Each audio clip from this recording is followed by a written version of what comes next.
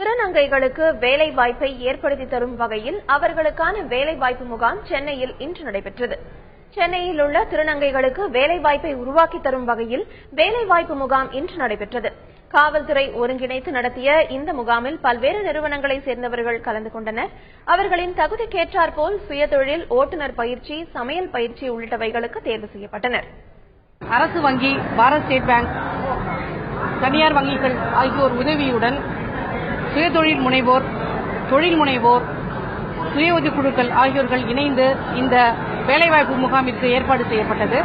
இதில் சுமார் 200 திருநங்கைகள் கலந்து கொண்டு பயன்பெற உள்ளார்கள். முதல் தடவை இந்த மாதிரி வேலைவாய்ப்பு முகாம் கமிஷனரோட, அதாவது காவல்துறை மூலியமாவே எங்களை ரீச் ஆகுது. இது ரொம்ப தைரியமா இருக்கு எங்களுக்கு. ஏன்னா இதுக்கு முன்னாடி எவ்வளவு பேர் வேலை வாங்கி தரோம் அப்படி இப்படி சொல்லிட்டு எங்களுக்கு சரியான அப்ரோச் கிடையாது. ஆனா இந்த வாட்டி கரெக்டா பண்ற மாதிரி எங்களுக்கு தோணுது. சோ இந்த மாதிரி நிறைய கம்பெனிஸும் முன் எங்களுக்கு ஹெல்ப் பண்ணணும். அதே மாதிரி கவர்மெண்ட்டும் எங்களுக்கு நிறைய விஷயத்துல துணை போகணும்னு சொல்லிட்டு நாங்க எங்களோட மக்கள் சார்பாக நான் கேட்டுக்கிறேன்.